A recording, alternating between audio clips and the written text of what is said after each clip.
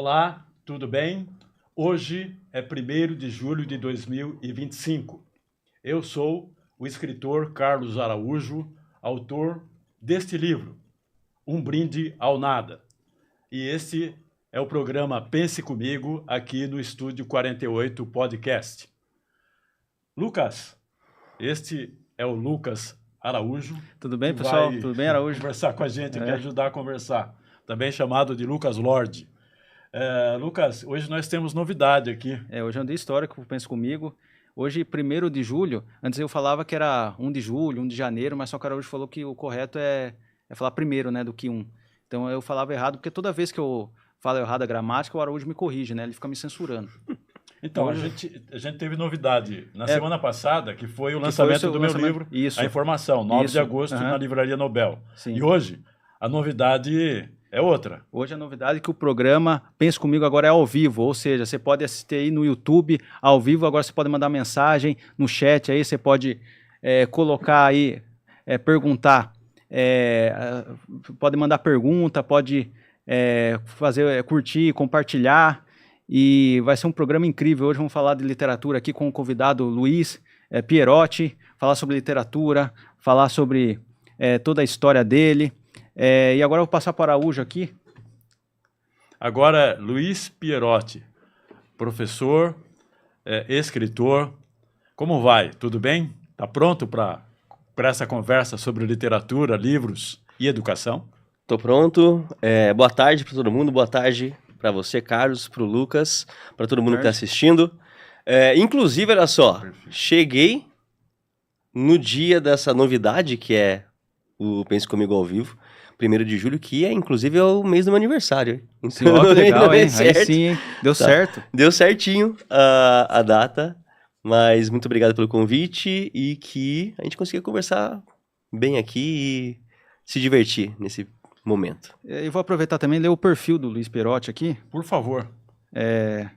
Luiz Pierotti nasceu em Tatuí em 1987 e viveu em diversas cidades do interior paulista.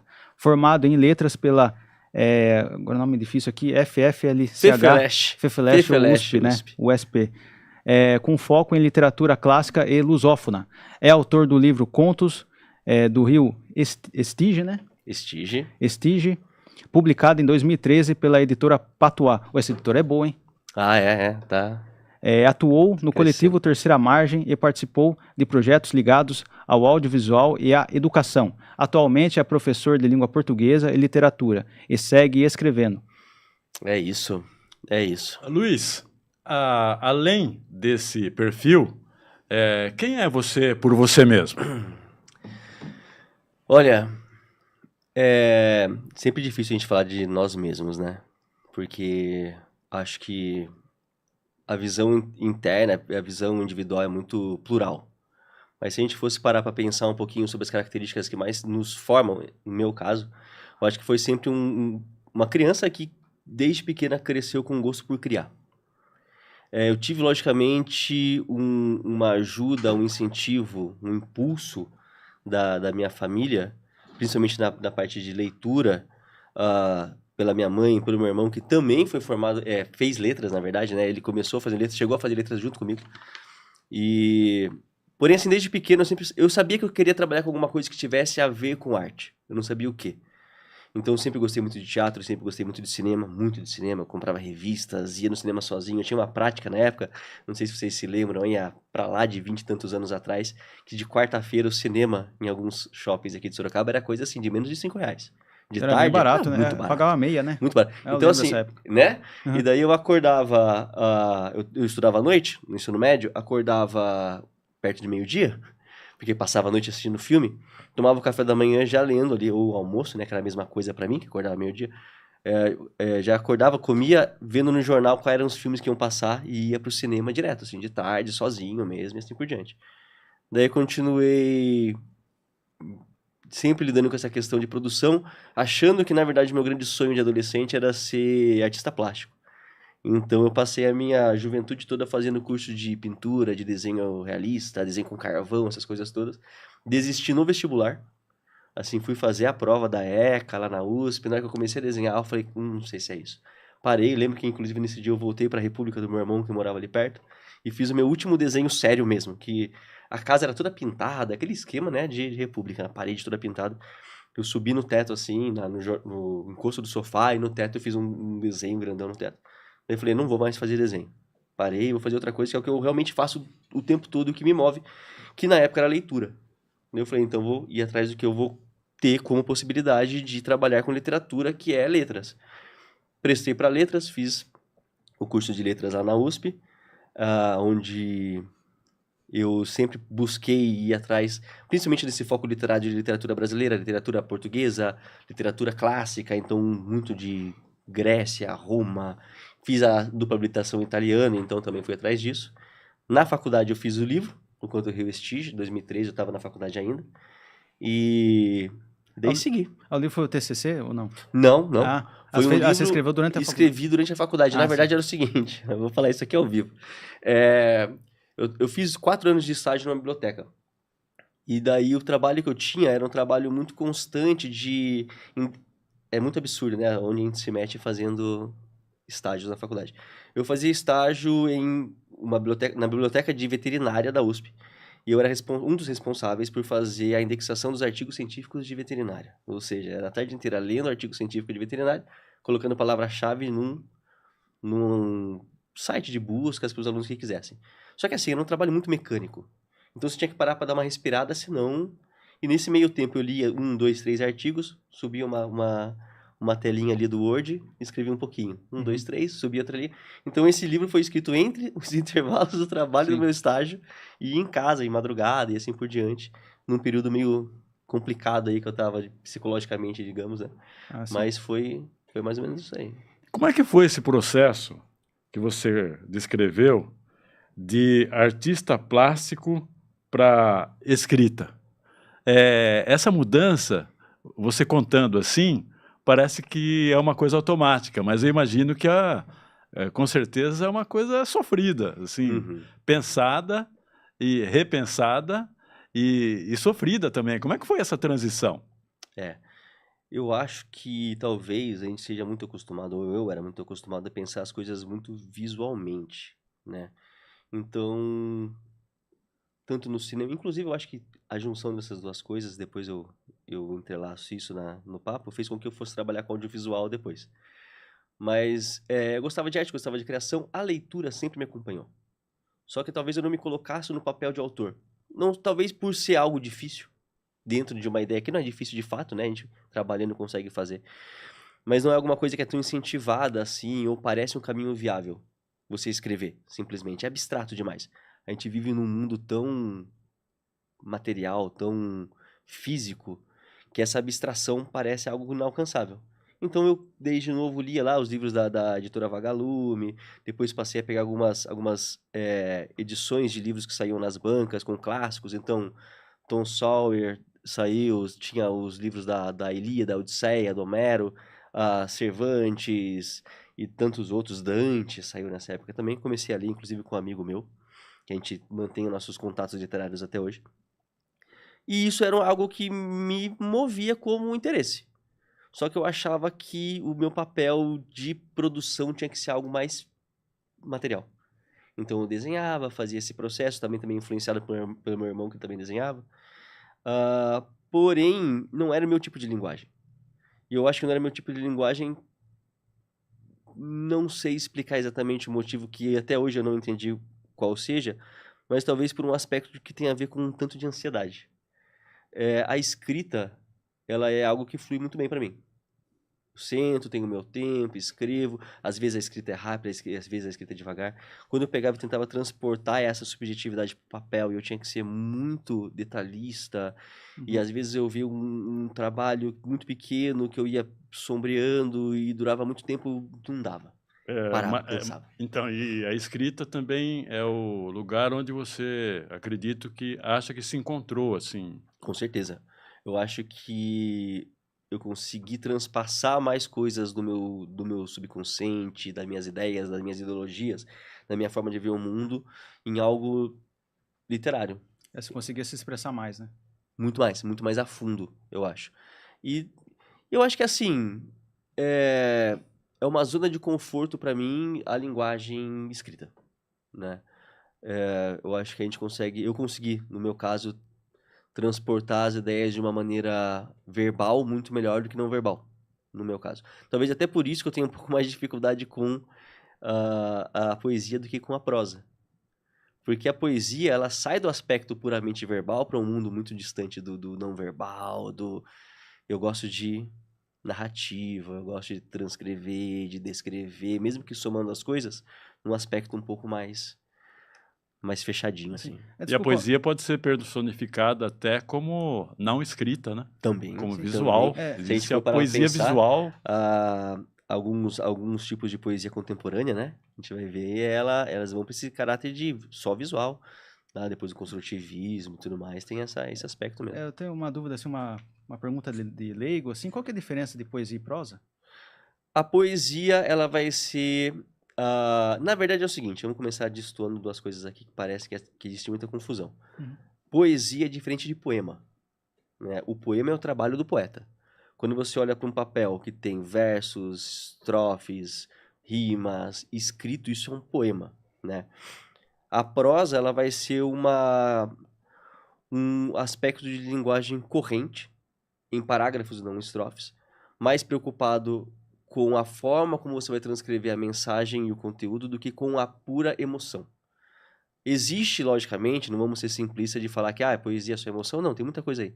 Só que ela vai trabalhar a forma como você vai escolher as palavras, escolher os ritmos, escolher a recepção do autor, escolher tudo que você está colocando de uma maneira muito mais sonora, muito mais subjetiva, muito mais abstrata, para tentar trazer por meio de figuras e imagens poéticas uma sensação para alguém. Que é o que os gregos chamavam de catarse, né? Você lê um poema, você consegue sentir a sensação. E a prosa, ela vai ser uma escrita corrente, em parágrafos, contando situações, contando histórias, narrativas, o que não faz com que se limita a isso, porque existe poesia em prosa e existe a prosa poética, né? A poesia seria uma escrita assim mais complexa, assim, mais assim uma poesia com a identidade do autor. Abstrata. É abstrata, assim. Isso. E a prosa seria uma coisa assim mais fácil de entender, que seria uma coisa mais cronológica, né? Se você fosse pensar sobre qual é o tipo de ambiente que te faz sentir conforto, qual seria? Um ambiente que vai me sentir conforto. Se você imaginar assim, um lugar, alguma coisa que te faz sentir conforto. Uma praia, por exemplo. Uma praia. Qual cor te faz sentir paz? Branco. Branco. Então, se você fosse transcrever isso dentro de uma poesia, você poderia, para tentar passar a ideia de conforto, paz, a imagem do mar, a imagem da praia, o branco em algum lugar. Então, por meio das imagens que você coloca, você transmite sensações e emoções. Isso na prosa seria um pouco diferente. Você poderia transcrever a ideia, escrever o que você se sente dentro de uma narrativa e assim por diante. Então, seriam aspectos diferentes de passar a sensação. Sim, entendi. E as duas formas podem contar histórias. As duas contam histórias. Inclusive, se a gente for falar sobre os maiores poemas do clássico, né? Todo mundo conhece aí a história da Guerra de Troia, né? Que é a Ilíada, do Homero. Ela é um poema gigantesco. Assim como que fundou a nossa gramática, que é os Lusíadas, do Camões também. É um poema gigantesco, todo em decassílabo, né? Todos os versos. Então, os dois contam histórias, só que de maneiras diferentes. Um mais abstrato, mais subjetivo. O subjetivo nada mais é do que transpassar a sua ideia por meio de um filtro do autor, né?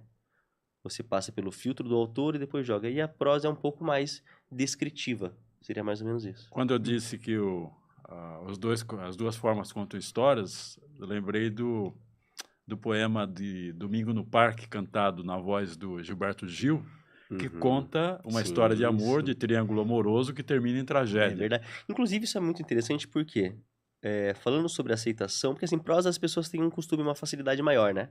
De conseguir consumir. O poema já não tanto.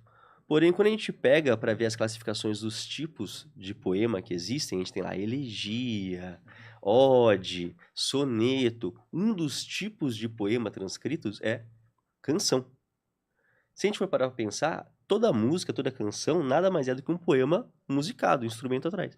Então, a grande maioria, se não 100% das pessoas, escutam música, gostam de música, tem seus artistas favoritos e suas playlists em sites e tudo mais. E isso é poesia, só que é uma poesia musicada, né? Inclusive, eu comentei que poesia e prosa eram coisas diferentes. Deixa eu explicar isso para as pessoas não ficarem sem entender. Poesia é conseguir passar emoção por meio de alguma coisa. Então, uma música pode ter poesia, o poema tem poesia, a prosa pode ter poesia, uma jogada de futebol pode ter poesia, um filme pode ter poesia, uma obra de arte visual pode ter poesia. Então, poesia é você conseguir transmitir alguma coisa, uma sensação por meio de algo, né? De qualquer tipo de imagem em si ou coisa. O poema é o trabalho do poeta e a prosa é a escrita ali dos livros que a gente conhece, né? Inclusive, poesia teve uma que eu fiquei com trauma, acho que caiu num concurso que eu fiz, que é da Clarice Lispector. Agora eu não lembro, eu só sei que tinha acha no meio, uma coisa de acha. Agora eu não lembro como que é o nome da poesia, que eu fiquei com tanta trauma que eu nem lembro, assim, que era o concurso do TJ, né? Sim. Tinha essa poesia, assim, da Clarice Lispector, e tinha umas perguntas para me responder que eu tenho que ler a poesia. Só que eu achei tão difícil entender, Cara, eu não consegui entender nada, assim, sabe? Daí o que eu fazia? Eu pulava essa daí e ia para a próxima pergunta. Eu fiquei, acho que eu não sei quantas horas que era de prova, 3, 4 horas, 5, uma coisa assim. Eu fiquei a maior parte do tempo focado nessa poesia da Clarice Lispector. Que eu não entendia nada, era muito difícil. Eu não sei o que ela tentava, assim, eu não sei que informação que ela tentava expor lá, não sei. Só sei que eu achei muito difícil, eu fiquei com trauma. Eu não posso ouvir falar de Clarice Lispector, que eu já lembro essa poesia aí na prova e eu já fico, nossa, sai fora. Isso é interessante porque, assim, a gente tem uma ideia, né? De que a poesia vai ser da mesma forma que a gente consegue reconhecer a interpretação de outros tipos de texto.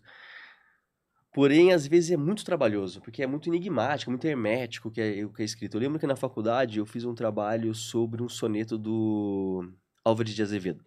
Um soneto é o quê? 4 versos, certo? 4 versos. 14 versos.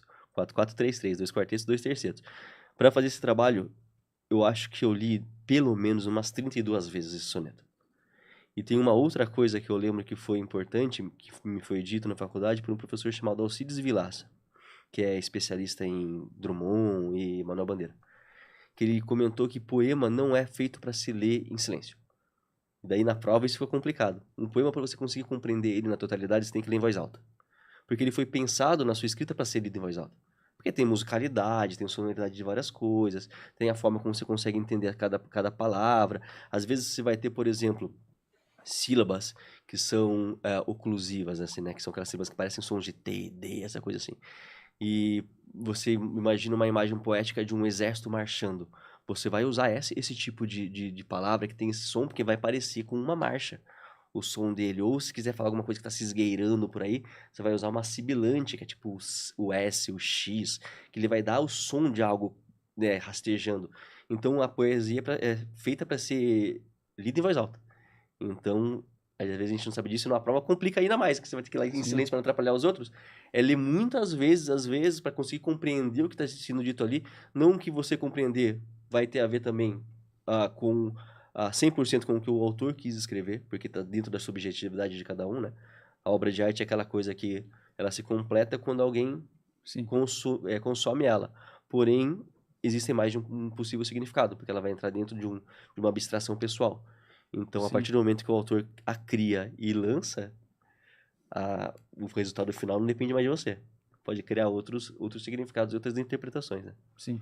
Conforme a época, conforme a pessoa. Depende da época. E às vezes conforme a pessoa em cada época da vida. Que se você lê um livro numa época e depois passa anos e de novo, muda também, né? Muda totalmente. Muda totalmente. Porque a gente muda também em relação ao que a gente pensa que a gente era há um tempo atrás. É verdade. De repente você se surpreende com você mesmo. Eu acho que assim que tem livros assim que você tem que ler em determinada época da sua vida. Você não pode avançar o processo. Que nem um dos primeiros livros que eu li, que eu tenho assim, que eu lembro, foi Nada de Novo no Front, do Éric Maria Remarque, que é um livro de guerra. Inclusive ele que me recomendou a ler. Eu era criança assim, lê esse livro, é legal. Eu falei, legal, o que é isso aqui? Daí eu comecei a ler, eu não entendi nada.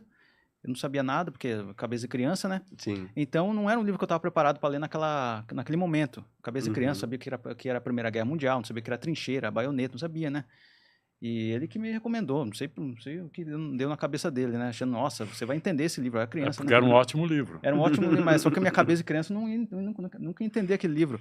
Daí o que aconteceu agora, recentemente eu reli ele, agora sabendo mais história, sabendo o que era, eu consegui aproveitar muito mais a leitura e entender aquela história, né? Sim, agora você inclusive sabe que esse livro foi inspirado na Primeira Guerra Mundial, agora eu onde sei. O autor foi soldado, você sabe, tem mais contexto, né? Então, mas quando eu era criança eu não entendi nada. E daí esse é o problema, pegar assim, uma criança, assim, é bom ela ler umas histórias mais simples, tipo da série Vagalume, por exemplo, uma história mais simples, assim, mais fácil de entender. Porque para ela já criar o gosto da leitura. Se ela pega um livro assim muito complexo, ela não entende nada e já não gosta da leitura, e já acha que toda leitura vai ser daquele jeito. Por isso que é bom ela ter esse processo, né? Quando ela ficar, assim, com uma mentalidade melhor, assim, ficar, assim, ter uma cabeça mais aberta, assim, mais evoluída, saber mais das histórias, ela começar a ler uns livros mais complexos. Não só o Nada de Novo no Front. Teve o Vidas Secas também, que eu era muito criança, não entendi muito bem. Teve o Menino de Engenho, que eu não entendi muito bem, São Bernardo, que eu li também na época, não entendi muito bem, que inclusive esses livros eu vou voltar a ler agora, né, porque agora eu vou entender melhor a história. O próprio Capitães da Areia, eu li na época e não entendi muito bem, então eu tenho que voltar a ler ele para ter uma leitura assim mais aproveitosa. Sim. Agora a partir de uma visão educativa, assim, né, educacional sobre esse aspecto da aquisição de leitura, da literatura, acho que tem a ver com isso sim. Porque é o seguinte, né? Qual que seria um provável motivo pelo qual a gente lê? Qual que é a função da literatura? É te levar a lugares que você, no seu mundo fechado, sem o contato real, não chegaria. Te dá sensações que você nunca viveu, experiências que você nunca viveu, contato com mundos que você nunca viveu, né? Saber o que é o nervoso, como o Raskolnikov do Dostoiévski que passou depois da narrativa dele, ou saber, como você falou, do Capitão de Areia, sobre a vida daquelas crianças que estão lá no Trapiche, na cidade de Salvador, da cidade da Bahia, que eles falam. Sim. Então a gente tem que ter, ele traz conexão com o mundo, com experiências, com visões diferentes da sua. Porém, existe uma certa maturidade para você entender essas questões e até se ver nelas, né? Machado de Assis, por exemplo, é um livro que não sai de qualquer tipo de centro educacional para passar para todo mundo, porque é o cânone brasileiro, o maior escritor brasileiro e tudo mais. A gente aqui, adultos, consegue entender quais são as questões colocadas dentro do Machado de Assis. Quando o Bentinho começa a duvidar da fidelidade da Capitu, todo mundo já passou por alguma situação de ciúme, alguma insegurança. Isso te faz voltar a alguma coisa do passado, ou pensar como seria. Você entende aquilo, né? O meu filho talvez não seja meu, talvez seja do Escobar. Você entende. Uma criança não vai entender. Né? Ela pode ler, tentar compreender a história em si, só que a profundidade, daí esse é um ponto. O que se perde? A literatura nesse nível que a gente está falando, cânones clássicos, ela tem uma profundidade absurda. Então se você só lê aquilo como se estivesse lendo não sei, um recado, você entendeu o recado? Entendi, né? O que está escrito. Mas a profundidade daquilo não vai fazer tanto sentido. Sim. Né? Sem falar que tudo aquilo que é forçado a gente a fazer perde também o caráter de autonomia, de satisfação. Então, você vai ser obrigado a ler São Bernardo. Aí você já não vai querer, porque você vai querer jogar bola, jogar videogame, alguma outra coisa, não ler. Então, isso também vai atrapalhar. Por isso que existe, eu acho, que essa escalada. Que é uma escalada que a gente tem que também levar em consideração, que não depende só do processo escolar, né? Exista quem vai tomar o gosto pela leitura sozinho, em casa, sempre gostou, se interessa. Foi o meu caso. Exato. Então, o Araújo era doido. Porque assim, ele com 10, 11, 12 anos já estava lendo Guerra e Paz do Leão Tolstói. Aí, ó. Então, a turma lá, quando ele, na casa dele, assim, ia chamar os amigos dele, ia chamar ele para, vamos jogar bola, naquela época, né? Jogar bolinha de gude, jogar peão. Ele falou assim, não, tô lendo no Guerra e Paz. Espera um pouco, só falta 450 páginas. Tô lendo aqui 500, tô lendo esse calhamaço aqui, não sei o que. Daí ele falava assim pros amigos dele, você sabe como as tropas de Napoleão se organizavam na Batalha de Brodino, né? Os caras, que é isso? Eu falei, nossa, criança, que é isso? Vamos jogar bolinha de gude? Não, eu já tava esse nível, eu não sou desse nível. Era que o livro me colocou dentro das guerras napoleônicas, com movimentações de tropas. Isso era mais emocionante então, do que os amigos dele falavam as brincadeiras da época. Imagina os molequinhos lá, 10, 11 anos, o Araújo falando Napoleão, isso lá. Né? Ele só falei, pensando, nossa, jogador de que time? Nossa, você fala assim, nossa, esse moleque é doido, velho. Mas essa questão pessoal, né, que às vezes a gente tem esse gosto mesmo em si. Eu acho que uma das coisas que mais nos afeta e influencia é a questão familiar. Você reproduz o que as pessoas com que você admira, com quem você tem algum tipo de vínculo afetivo fazem. Então, se você vê alguém que você admira muito, gosta muito ali, tá sempre próximo, lendo, você vai também querer saber qual que é a sensação daquilo. No meu caso, nesse aspecto que está recordando aí, nesse caso, era, vamos dizer, fora da curva, porque em casa, o único livro, meus pais eram evangélicos Era a Bíblia. e muito humildes, né? Era a Bíblia. Inclusive, o primeiro livro que você leu foi a Bíblia, né? Exatamente, eu li dos 7 aos, quando eu aprendi a ler, né? Dos 7 aos 12 anos, eu li a Bíblia intensamente. Ou seja, aí depois para ler Guerra e Paz foi até E fácil. depois, né? é, A Bíblia. intensamente, porque a Bíblia também é um grande livro. Para mim, o que sim. me atraía na Bíblia eram as histórias, né? Você sabe que De tem uma ficção. coisa... Imagina um povo atravessando o Mar Vermelho, É, o fugindo. Moisés lá vendo- Era uma aspecto- coisa fantástica, né? Imagina, O mar se abriu, Não, você e- imaginava. fantasia. que o Moisés que pegou os 10 mandamentos, né? Que Jesus saiu a mão de Jesus, de Deus, né? Do céu e entregou a tábua dos 10 mandamentos. Foi pro Moisés? Não lembro agora. Foi pro Moisés? Moisés. É Moisés. Imagina ele pegando a tábua, assim, Deus entregando, né? Sem contar que na Bíblia tem muita poesia, né? Tem. No princípio era o verbo, Essa questão havia escuridão e fez-se a luz. É Era... imagético, né? Sem falar que, assim, eu lembro de ter visto isso, que quem começou essa ideia de plot twist, sabe? De, você espera que vai acontecer alguma coisa e de repente acontece outra e tal. As primeiras heranças, assim, literárias da onde surgiu o plot twist são essas heranças hebraicas, tão antigas, a Bíblia, por exemplo. Antes disso, você vai pegar textos gregos, você não tem surpresa no final. O começo dessas obras clássicas, do Homero, do Virgílio e tal, eles já contam. O começo da obra é falando. Ou a gente vai lá para depois a época do Shakespeare até, né, que começa a peça de teatro falando essa é a história de Romeu e Julieta que por terem um amor proibido morreram. Pô, já contou no começo. Mas essa ideia de você chegar até um certo ponto, eu não lembro agora, porque eu não li a Bíblia, mas tem aquele capítulo bíblico do pai que vai levando o filho até em cima do monte, que ele vai ser sacrificado, e no último instante, um anjo de Deus chega e fala, não é pra você matar ele. Foi o Jó, né? Eu acho que foi Jó, Não, né? Jacó, Jacó. Isaac, filho de Isaac. Isso. Esse é um bom exemplo você vê de plot twist, de um texto antiguíssimo. Que até o momento antes do anjo descer, você acha que ele vai realmente matar. E daí chega e não, muda o final. Então tem uma herança literária muito rica, imagética muito rica. E esse tipo de leitura, com esse tipo de história, leva você a criticar Deus, inclusive. Sim. Como é que Deus faz isso? Sim, Entendeu? sim. Aí ele ia então, porque levando o filho ao monte, e o filho, sem saber o que ia acontecer, onde está... O que a gente vai fazer aqui? O filho sem saber. Você tem aquela imagem lá que Deus é amor, esperança, paz, tudo, daí Deus manda fazer isso, né? Você fica, nossa. Sim, uma coisa colocado à muito prova louca, vários né? pensamentos, né? Inclusive, pensando nisso, nessa questão da leitura da Bíblia, isso cabe para tudo, né? É o que a gente comentou, quando você faz uma leitura literária, quando você se propõe a ler novas coisas, você se encara situações, experiências e conflitos que você não teria se você não tivesse pegado a primeira página. Então, é esse pensamento de questionar determinadas ações divinas dentro da Bíblia, ou verificar, como a gente falou do Machado de Assis, o pensamento do que é, a que ponto chega os ciúmes ou a insegurança de uma pessoa. Ou agora eu estou lendo um livro que, inclusive, eu falei para o Carlos também ler, já que ele leu o Guerra e Paz, né? Dizem que é o Guerra e Paz moderno, aí, As Benevolentes, do Jonathan Littell, que é um livro cujo protagonista ele é um soldado da SS no meio da Segunda Guerra. Então você vê todo o absurdo daquilo de dentro, na visão de um cara que tá lá dentro. Uhum. Daí você questiona muita coisa. Você fala, mano, que absurdo o que tá acontecendo aqui. De um lado, o que eles estão fazendo com toda a população judaica da época, do outro, o que tá acontecendo com os próprios soldados em Stalingrado, e como eles se colocam ali. Então, você critica muito aquilo e você entra num processo de um pensamento, de uma experiência que você nunca teria. Se não abrisse o livro para ler isso, né? É sobre um livro sobre a guerra também. É sobre a guerra, na guerra. é na guerra. São 900 páginas da história de um soldado vivendo Stalingrado. Tem um outro livro também. Esse é o rei dos calhamaços. Tem um outro livro, Vida e Destino, do Vassili Grossman. Ele esteve em Stalingrado também. Ele era um correspondente, sobrevivente. E esse livro ele escreveu e não viu publicado. Ele morreu antes da publicação.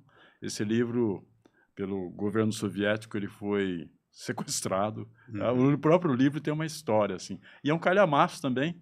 A edição que eu tenho tem 930 páginas. E é também um livro comparado ao Guerra e Paz. É comovente. Eu levei 6 meses para ler esse livro. 6 meses. Era como se eu estivesse maratonando, equivalente, né, numa dessas séries. Eu tô nesse processo, porque esse livro, As Benevolentes, foi um acordo que eu fiz com um amigo meu. Aquele amigo que eu falei, que a gente começou a ler desde os 14, 13 anos, né? Os livros que saíam nessa série de banca e tudo mais.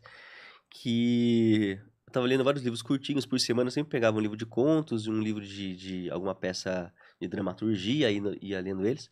Daí eu queria algo maior, ele também te falou, bom, abril, a gente começa esse livro e lê nesse mês.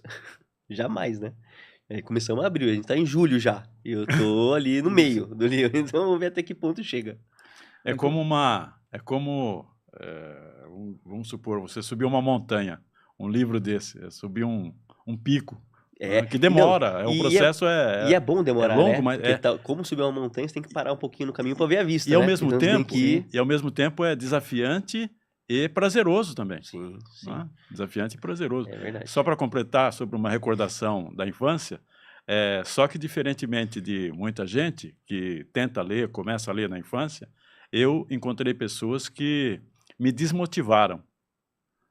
E eu, teimoso, ali eu já comecei a ser desobediente, continuei, porque era um prazer imenso, né? Sim. Imagina viajar pelo tempo e pelo espaço em É diferentes épocas. É o professor Leandro Carnal que fala, né, que a velhice de uma pessoa que não lê vai ser uma velhice muito solitária. Né? Porque a gente tá vivendo um mundo que a gente sempre tá cheio das pessoas, a gente pensa isso por quê? Porque tá sempre vivendo um mundo, socializando, todo mundo, mas o tempo passa e a gente vai ficando cada vez mais recluso. Então eu pretendo ler até ficar muito mais velho, idosinho lá, porque eu vou ter pelo menos a presença de todas essas ideias que eu leio e tudo mais, né? Senão a gente se fecha pro mundo, se fecha pra tudo, e a leitura ela abre a possibilidade de tudo. A leitura liberta, né? Liberta. Inclusive aqui tem estreia agora, a gente tem chat aqui ao vivo e pessoas mandaram mensagem aqui, Opa. ó. O Matheus Pierotti Ah, sim. mandou aqui, ó. Boa tarde, professor. Pierotti, qual foi a maior dificuldade em seguir essa área literária e escrever livros? Tá. Eu acho que a maior dificuldade... Eu acho que no Brasil é a questão do incentivo que a gente tem a isso, né? Antes de começar todo o nosso papo aqui, a gente estava conversando sobre a questão da leitura no Brasil, que tem diminuído muito, né? Uhum. A gente está com um dos menores índices de leitura. Então, a gente não tem um público vasto. E todo mundo que quer produzir algo pretende que esse algo seja consumido por leitores, por espectadores e assim por diante.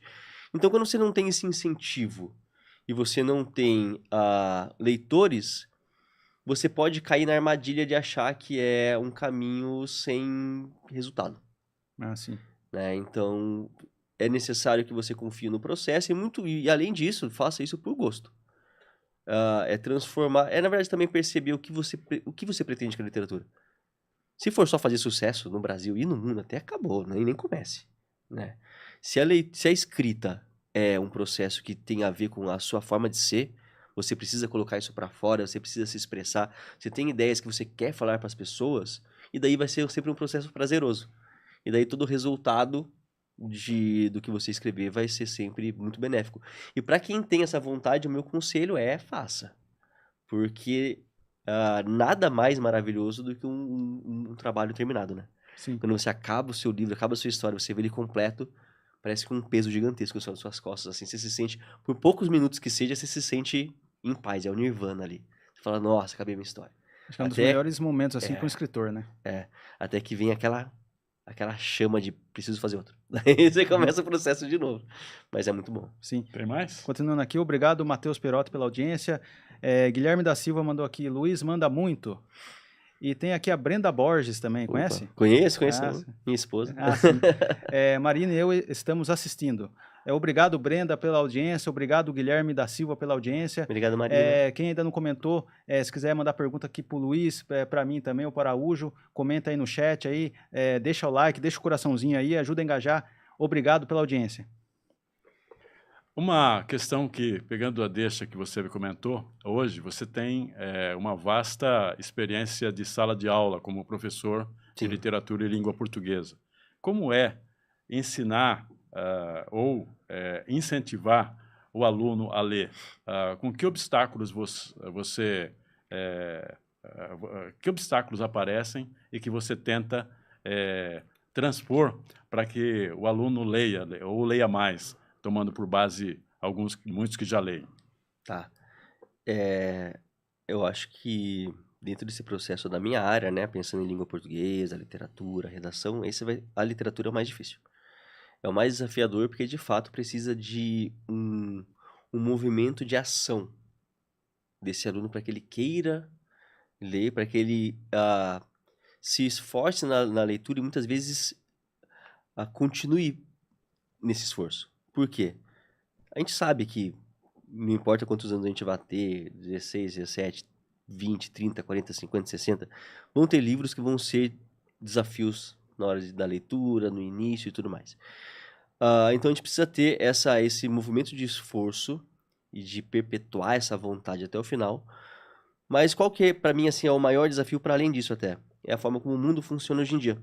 A gente tem uma sociedade, e jovens, e a gente também, pessoas mais velhas e tal, que dentro desse processo da tecnologia, da internet e tudo mais, a gente é um consumidor muito passivo. A gente recebe os conteúdos, a gente recebe o que o algoritmo nos manda, a gente recebe vídeos, recebe tudo mais, sem precisar ter um movimento de ser ativo, de ter um esforço, de criar você mesmo, né? Agora eu tô com a minha filhinha pequenininha, a Marina aí, então às vezes a gente para observar quais são os jogos, brinquedos, tudo mais que são bons para a idade dela, que tem 8 meses. Uhum.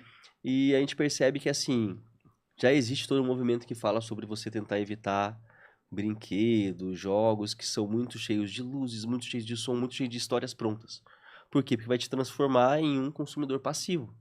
Se você, na sua infância, tivesse ali, Carlos, um jogo que te traz todas as histórias, te mostra todas as explosões, a guerra do Napoleão ali e tudo mais, pronto. Onde está o seu processo criativo para você criar na sua leitura o que você criou com Guerra e Paz? Não ia existir. Talvez você não tivesse a sua capacidade criativa de hoje em dia ou o seu gosto por leitura, porque você já está recebendo tudo.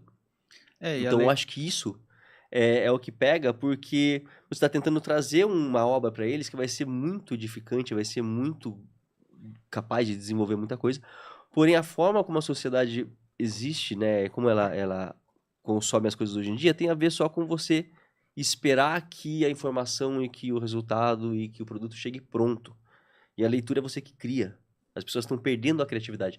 Tanto que em aulas de produção de texto, para mim sempre foi muito fácil a produção de texto de narrativa. Até dissertação argumentativa, né, esses textos de Enem, de concurso, era um pouco mais difícil, eu tinha que ser mais técnico. Mas na época que eu era mais jovem, até hoje, se você falasse assim, pô, escreve um conto sobre um tema tal. Se vai sair bom ou vai sair ruim, não sei.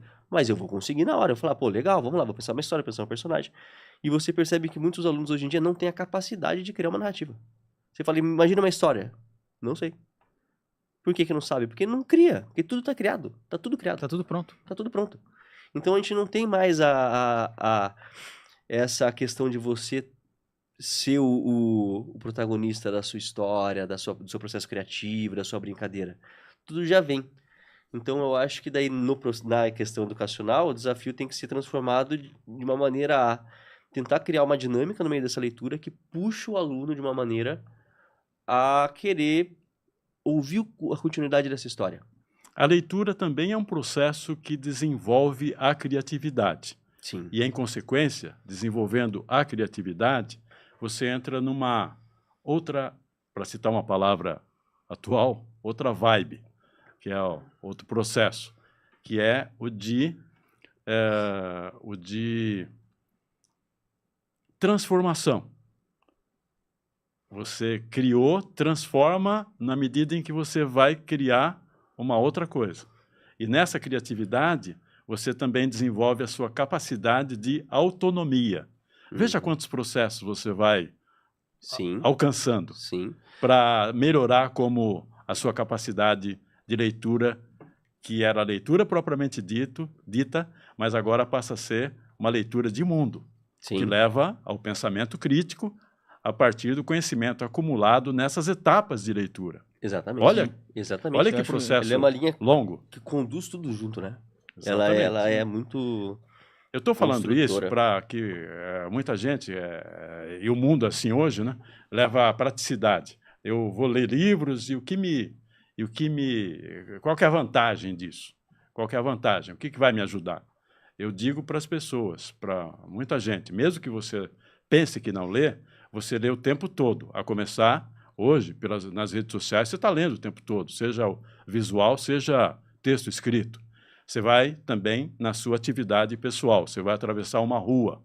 Você olha para os dois lados para atravessar com a certeza de que está fazendo isso em segurança. Isso é leitura de mundo também.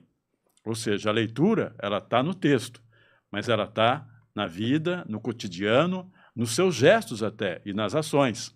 Veja, por exemplo, quando você fala pessoalmente com alguém, e mesmo que esse alguém diga ou desdiga alguma coisa, às vezes o olhar dessa pessoa está falando outra coisa. E você olhando, você identifica essa contradição entre o que a pessoa verbaliza e o que a pessoa diz no olhar.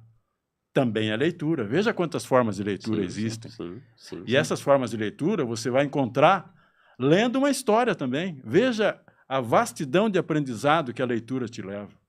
Eu tenho uma pergunta da nossa amiga Alexandra. Obrigado, Alexandra, pela audiência. Ela perguntou aqui para você, Luiz. Na sua opinião, o que pode motivar uma pessoa a mergulhar na leitura de um livro de ficção? Seria a busca por escapismo, empatia com personagens, ou talvez o desejo de explorar realidades alternativas?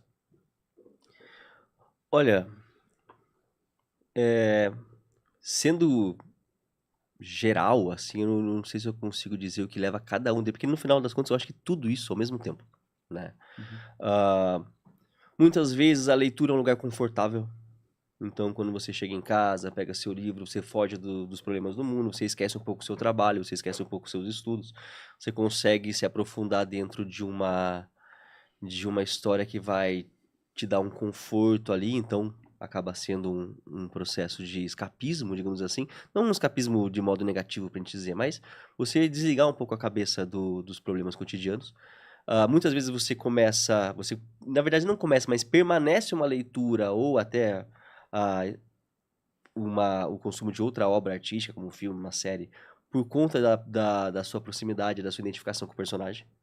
Né? Eu acho que isso sempre vai acontecer, porque você se identifica.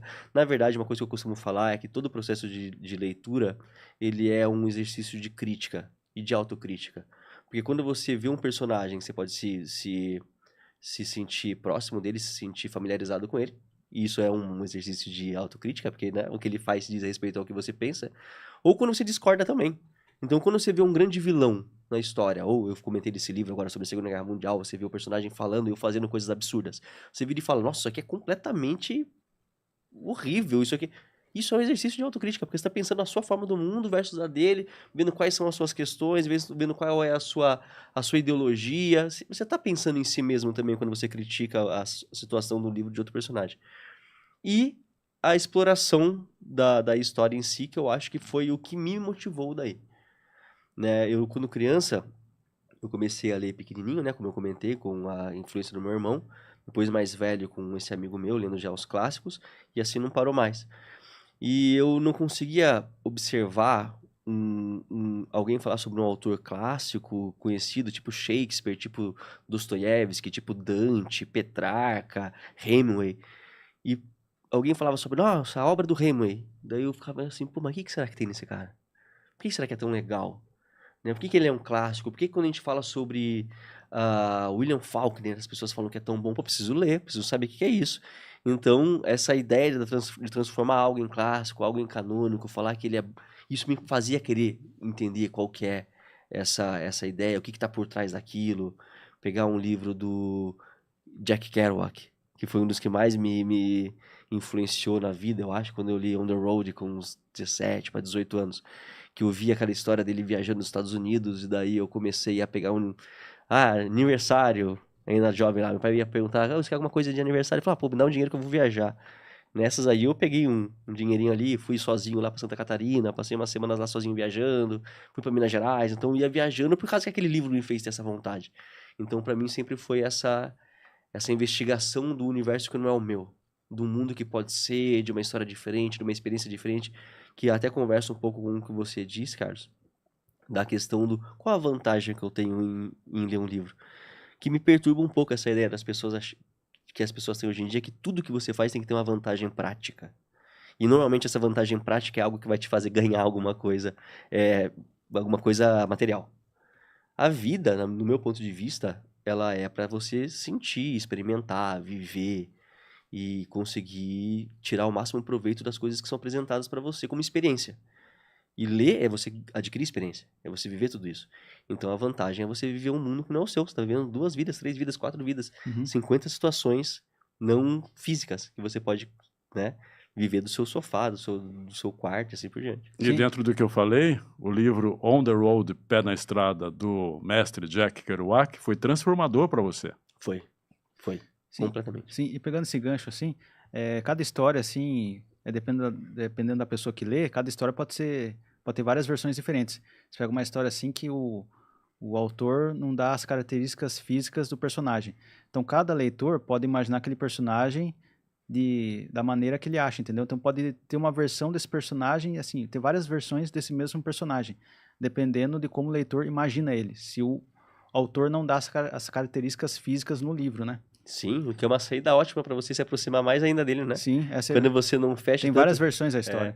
No roteiro eles falam, né, que um roteirista, ele tem que segurar um pouco o ímpeto de descrever demais as coisas, que eles chamam de um processo de overwriting, porque você tira essa liberdade, né? Você vai numa peça de dramaturgia, por exemplo, uma peça de teatro, se você for muito descritivo, você vai transformar todas as próximas versões de todos os diretores na mesma coisa. Então você tem que dar uma liberdade de produção, uma liberdade de criação e de recepção. Sim. Né? E A Capitu do Machado de Assis, ela é pouco descrita, quase nada. É verdade. Eu lembro dela como uma cigana de olhos oblíquos. Então tem várias versões da Capitu. Ela tinha olhos oblíquos de cigana dissimulada. Olhos de cigana oblíqua e dissimulada. É isso aí. E olhos de ressaca, né? Olhos de ressaca, que, inclusive, exatamente. olha só, né? Que... olhos de cigana oblíquo e dissimulada. E os olhos de ressaca, que na verdade foi uma ligação muito interessante que o Machado de Assis faz com o futuro da narrativa, né? Porque essa descrição dos olhos de ressaca, os olhos que puxam, né, como o mar na ressaca, é feito na época da infância do juventude, na verdade, do Bentinho, que é o protagonista. E todo o conflito desse livro acontece por conta da suposta traição do Escobar, que morre afogado no mar de ressaca. Para você, Então, a Capitu, fala nisso, na Capitu, ela traiu ou não traiu? Para mim, não. Para mim, não, porque senão o livro perde força. O Machado de Assis, ele nunca foi alguém que escondeu traição, né? Quincas Borba, a traição tá lá, a Cartomante, a traição tá lá. Ele usa isso como um aspecto de crítica à burguesia carioca da época. Quando ele não coloca a traição da Capitu, 2 pontos, né? Quando ele não afirma, é porque essa não é a importância da obra. E os indícios? Tem evidências, né? A importância é trabalhar a questão de até onde vai a percepção de uma pessoa quando o ponto de vista é só o dela, né? Nunca ninguém deu voz pra Capitu. O que a gente sabe é do Bentinho. E quem confia numa pessoa ciumenta e insegura? Nem ele deu voz à Capitu, nem o narrador. Nunca. Inclusive, agora é o momento de crítica ao Bentinho. Inclusive, ele é tão pouco confiável, esse personagem, que desde o começo a gente vê que o livro se chama Dom Casmurro por conta da personalidade casmurra do Bentinho. A gente já sabe que ele era difícil de lidar. Ele usa argumentos para a traição dela, eles já adultos como filho, lembrando de coisas que ela fez quando era criança. E no final ele acaba a história inteira e fala, esqueci de contar para vocês, porque né, o narrador que conversa com o leitor, a Capitu morreu. E ele fala isso no final como se não importasse, ou seja, no final do livro ele trata a Capitu como algo que não tem importância na vida dele. Só que ele acabou de escrever um livro sobre ela. Como é que não tem importância para ele? Sabe? Então ele é um personagem muito complexo e é difícil. A minha opinião é que não. A minha opinião é que ou que não importa, sabe? Mais ou menos isso. Mas acho que não, acho que é uma loucura dele mesmo. Com relação a esses clássicos, tem a versão deles em HQ, né? Também, que tá lançando assim. Você acha que isso ajuda a motivar a pessoa a ler? Porque tem pessoa que não gosta de ler, né? Mesmo você falando para ela que é importante e tudo, a pessoa não gosta de ler. Mas ela pode conhecer esses clássicos, tipo Dom Casmurros, Memórias Póstumas, Menino do Engenho, através de HQ. Eu acho bom. É bom incentivar para ela conhecer essas histórias, né? Eu acho bom porque você pode dar a possibilidade da pessoa se interessar mais pela obra, porque assim, a literatura, às vezes, em si só, tem aquela ideia de ser algo muito careta, né? Eu vou ler, Daí no quadrinho talvez seja mais palatável. E assim, de duas uma, né? Se a pessoa não se interessar por ler mais da obra desse autor, pelo menos ela vai conhecer a história. Pelo menos conhece então o clássico, processo da narrativa, o motivo final da escrita daquela obra foi concluído.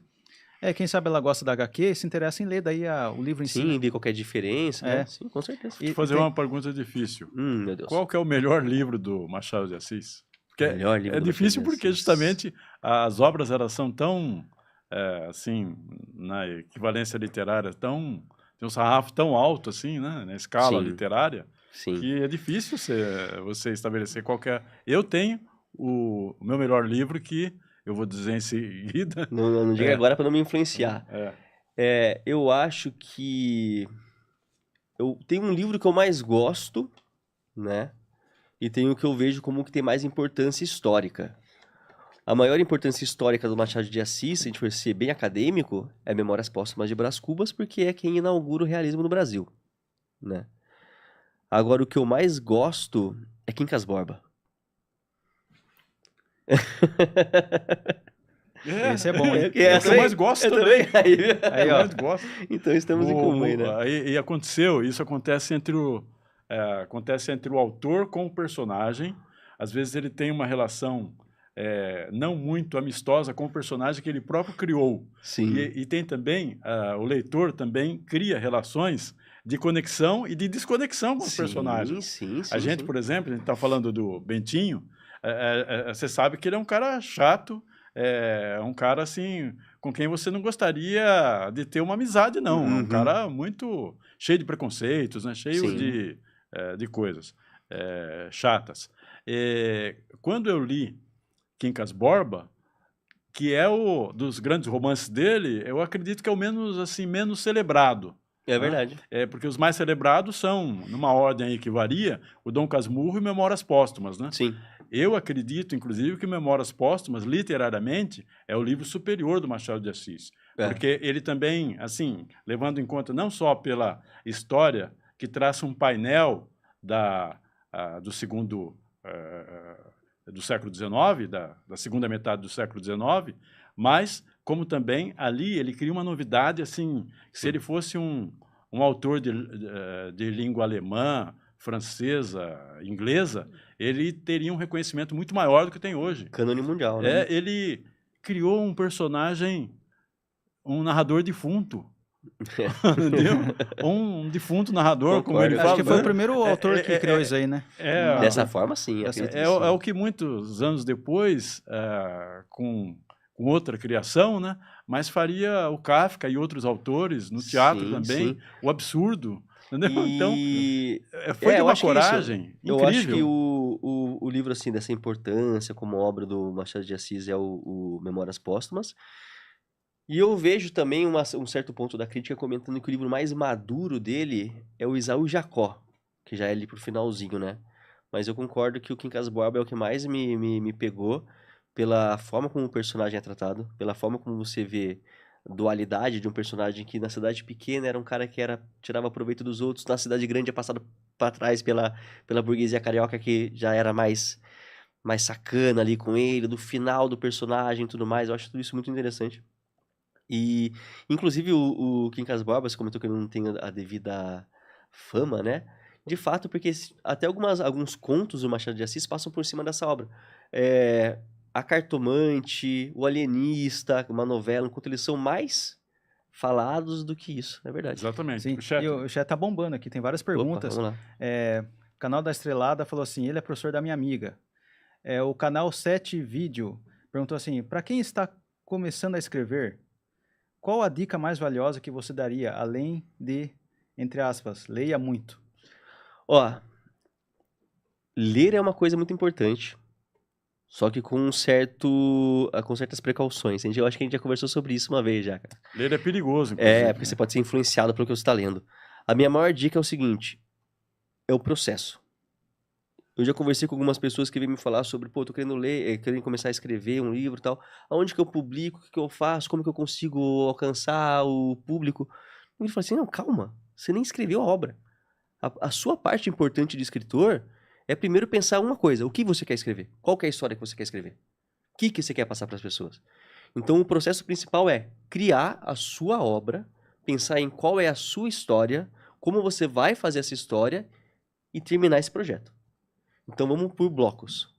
Entenda o que você quer escrever, qual é a história que você quer contar, escreva essa história, trabalhe essa história, vai lapidar essa história, né? Como os parnasianos falavam, lapidar aquela história, e daí depois pensar no resto, é um processo. Mas o ponto principal para mim é produzir. E assim, o resultado final da sua primeira história não vai ser o que você quer. Daí da segunda vai ficar um pouco melhor, da terceira, talvez a gente morra sem chegar a um ponto que você fala assim, nossa, criei o que eu achei que é minha obra-prima. Talvez nunca vai chegar nesse ponto, mas sempre uma coisa vai ser melhor do que a outra. Você sempre vai ter um movimento, né? Um desenvolvimento linear. Então, escrever, produzir e não pensar, não pular etapas. O Otto Lara Rezende escreveu O Braço Direito, um livro que ele passou a vida inteira escrevendo e reescrevendo. Um clássico brasileiro. Sim, exatamente. Eu queria agradecer o canal 7 Vídeos pela mensagem, o canal da Estrelada pela mensagem. O Mambo Produções mandou aqui um abraço pro Pierotti. Opa. Pergunta se vai participar de mais filmes. Claro, é o Kleiner, né? Participa, pô, é só me chamar que a gente tá lá. Agora com a cabeça de sim. professor aí, é só de final de semana que eu consigo, mas... Valeu, obrigado pelas mensagens. Vou. Agora, perguntar para você, quais são os livros, assim, se você pode citar livros e autores que te influenciam para a vida inteira? Vamos lá. Isso muda bastante, né? A cada época a gente descobre algo novo, a gente vai... As tais prisões literárias, prisões literárias. Eu cheguei num processo que foi o seguinte, né? Apesar de eu ter me formado em letras italiano, os meus autores favoritos, assim, no começo da vida adulta, sempre foram americanos, norte-americanos, né? Então, eu tive uma influência muito grande, como a gente já falou, do Jack Kerouac.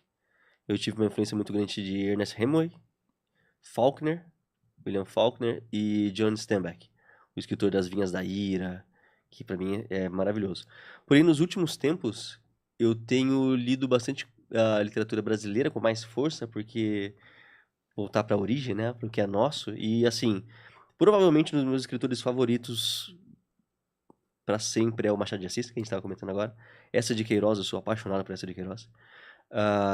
Gabriel Garcia Marques, né? Então, assim, às vezes as pessoas vêm me perguntar, qual que é o livro que você acha que as pessoas... 100 Anos de Solidão. Eu assisti a série na Netflix. E sabe uma coisa interessante? Você chegou a assistir a série? Sim, a primeira parte. Vai ter a segunda. Você já leu o livro? Não. Precisa. É assim, é incrível. Porque é muito melhor, assim. É muito mais detalhes. O que tá no livro, tá na série. Uhum. Só que a forma como o Gabriel Garcia Marques escreve é bonito demais. Então, assim, não é que a série tá devendo alguma coisa, não, é aquilo mesmo. Só que o jeito que é escrito transforma numa coisa que fica inesquecível. Assim. Domínio técnico que ele tem da escrita, capacidade de maravilhoso. Fazer, como conduzir. Pequenas cenas, pequenas coisas que acontecem na série que você vê acontecendo simplesmente lá, é um evento. Tipo assim, não é colocado como um evento, porque às vezes é metade de um parágrafo. Só que você lê como um evento. Você fala, meu Deus, que coisa maravilhosa. Né? Foi um livro, eu li, inclusive vai fazer 1 ano que eu li esse livro, né? Eu li em julho do ano passado, foi minha leitura de férias, e me modificou demais, assim. Então acho que Gabriel Garcia Marques, e os russos, tá? Como escritores favoritos também, aí o Dostoiévski, Tolstói, esses aí também me influenciaram muito. E esse livro, 100 Anos de Solidão, foi o primeiro grande sucesso do Gabriel Garcia Marques, né? Assim, e ele é uma lenda, assim, mas não foi o primeiro livro que ele lançou, né? Acho que foi o 5º ou 4º, né, Araújo? Tem um outro livro, inclusive, chamado Enterro do Diabo. Eu li após ler o 100 Anos de Solidão, e a gente vê como que é o processo da psique, né, do autor, porque é um livro que se passa na mesma cidade, em Macondo. Ele chega a mencionar o Coronel Aureliano, só que tudo isso foi escrito antes de 100 Anos de Solidão. Ninguém escreve o Coronel, o Aureliano tá lá também. Então, ele já tinha um mundo, o mundo né? dele, né? Um mundo que literário. Depois ele resolve. Da mesma forma que o Machado de Assis faz isso, porque os personagens conversam, né? O Brás Cubas é amigo do Quincas Borba, e em Esaú e Jacó você tem o Aires, que depois vai ser o último livro, Memorial do Aires. Então ele também cria um universo ali, o Machado de Assis, assim como outros escritores que conversam entre si, né? Você também dá aula de escrita, né? De escrita criativa. Dou aula de... Já dei mais aulas de escrita criativa em si, hoje em dia eu tô mais na escrita de técnica mesmo para vestibular e tudo mais, né? Eu tô bem na dissertação argumentativa aí. Mas eu tô querendo voltar um pouco pra escrita criativa, que é onde o coração pulsa, né? Porque é diferente, né? A escrita criativa da técnica do vestibular, É ou a completamente. redação. É completamente. Inclusive, Sim. os alunos preferem escrever a escrita do vestibular. Porque ela é aquele que a gente falou da criatividade. Ela é esqueleto pronto. Né? Enquanto a escrita criativa é um negócio que você tem que transformar a criatividade, transformar um processo. Tem que pensar mais, né? Tem que viajar mais, Viajar mais. sabe? Tanto que os exercícios de escrita criativa, se alguém quiser experimentar, por exemplo, vou dar um exercício aqui de escrita criativa para as pessoas, é muito bom isso aí. É o seguinte, a criação de história ela depende de você levar sua cabeça para algum universo que não depende do seu. Então, um processo, pare em um ambiente em que não tem que tem uma vista para várias casas, prédios e tudo mais. Você vai passar o olho por essa vista e escolher uma casa.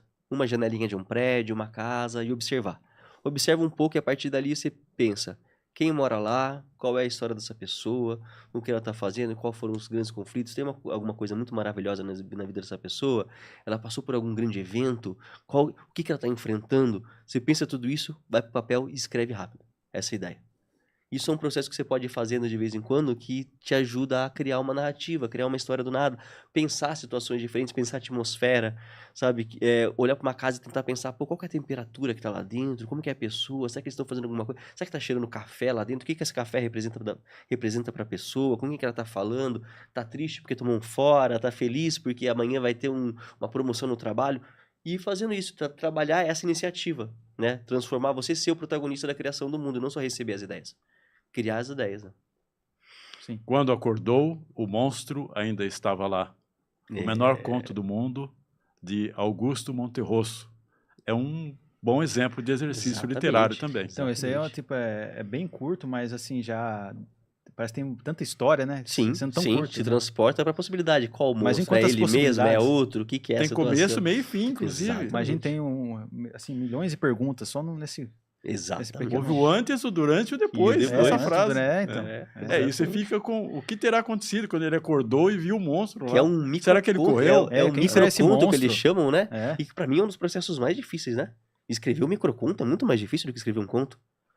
Como é que você vai passar aquela ideia toda pra 300 caracteres no computador? Nossa, muito difícil. Eu acho muito difícil. Olha, então, a gente continuaria aqui, tem outros temas, né? Sim. Como mercado, as feiras, bienais e outras histórias. A literatura é um assunto prazeroso, que vai longe, e ele é em si, a literatura é em si, um amplo campo de criatividade. Então, a conversa, se for, vai sem fim. Mas a gente é limitado ali pelo tempo. Então, está chegando o tempo final da nossa conversa e eu gostaria de aproveitar esse momento e para você se dirigir à nossa audiência e dizer quais são os seus contatos e dar a sua palavra Deixar suas final. redes sociais. Deixar certo. suas redes sociais. Eu queria agradecer, então, a todo mundo que acompanhou e quem vai acompanhar, né? Porque lembrando que a gente está ao vivo, mas o podcast fica aí. Vocês podem me seguir no Instagram, @LuizPierotti, Luiz com Z, Pierotti com 2 T's e I no final. O meu livro, na verdade, ele já é peça rara. Eu não sei nem se você consegue, se não for por meio de outra pessoa que já tenha tido ele. Porém, em breve eu estou lançando um projeto de literatura que vai ser pelo Kindle, né, pela Amazon e pelas redes de e-book e tudo mais, que é um processo de literatura de terror. Então, em breve aí, quem vai me acompanhar no Instagram, no Luiz Pierotti, vai ver os links desse folhetim de terror que eu vou começar a lançar também, que vai poder consumir um pouquinho do que eu escrevo também. Obrigado aí pela visualização, obrigado a vocês pelo convite, pelo papo, foi muito bom. Lucas, e você? Bom, queria agradecer você, Araújo, agradecer o Luiz Pierotti pela presença, agradecer toda a equipe do Estúdio 48, e convidar você a seguir as redes do Pense Comigo, as redes do Estúdio 48, no Instagram tem os cortes e no YouTube tem os vídeos integrais. E também convidar você a seguir minhas redes sociais, que é Lucas Lorde, Lucas com 2 S, Lorde com D-E, que eu abrasileirei o Lorde.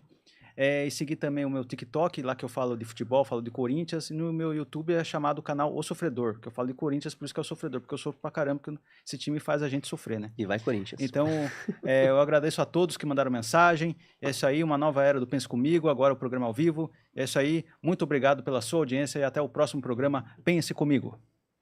Olha, e eu também gostaria de agradecer a sua generosa audiência e convidar você para os próximos Pense Comigo, as próximas edições, porque esse programa é feito para você, você é a razão e o sentido desse programa.